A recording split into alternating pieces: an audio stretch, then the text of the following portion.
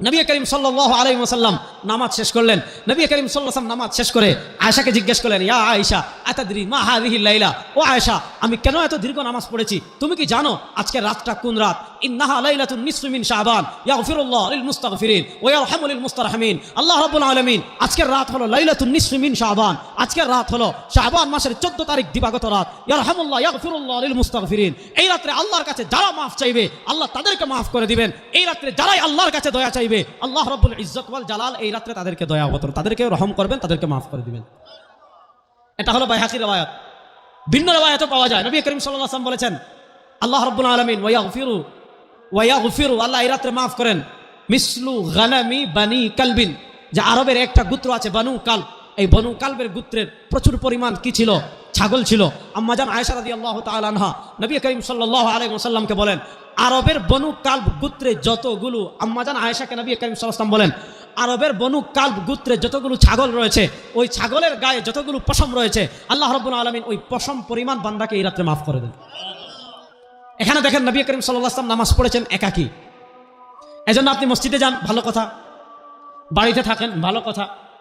এই রাত্রের বিশেষ কোনো নামাজ নাই, এবং বিশেষ কোনো নামাজ 12 রাকাত 14 রাকাত 18 রাকাত মসজিদে মিলে জামাতে পড়া বেদাত।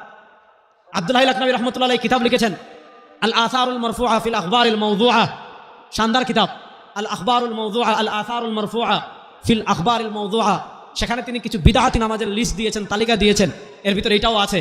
আমি যেটা মনে, কারণ ওই যে বললাম ইবাদত করতে হলে নবী থেকে প্রমাণিত হতে হবে।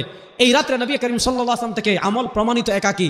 এই রাত্রে আগরবাতি জ্বালানো যাবে না। হ্যাঁ, মশা তাড়ানোর জন্য আগরবাতি জ্বালিয়েছেন, দুর্গন্ধ দূর করার জন্য আগরবাতি জ্বালিয়েছেন, কোনো সমস্যা নাই। কিন্তু এই রাত্রের আমল মনে করে সওয়াবের নিয়তে অথবা রূহ ফিরে আসবে এই সমস্ত কুসংস্কার রেখে আগরবাতি জ্বালানো যাবে না।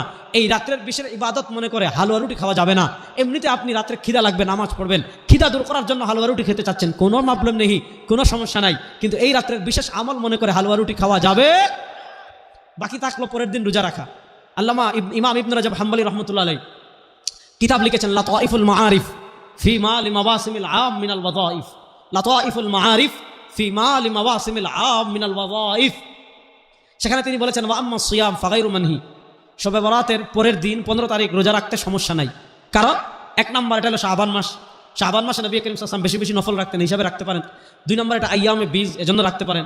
3 নম্বর এটার পক্ষে একটা জয়ীফ হাদিসও আছে, জয়ীফুন জিদ্দান, ইযা কানাত লাইলাতুন নিসফু মিন শাবান ফাকুমু লাইলাহা ওয়া সুমু ইয়াওমাহা। সনদ নিয়ে কথা আছে, সেদিকে যাচ্ছি না। এজন্য আপনি চাইলে এই রাত্রে কি করতে পারেন? রোজা রাখতে পারেন, কোনো সমস্যা। রাত্রে তো না, পরের দিন আপনি রোজা রাখতে পারেন, কোনো সমস্যা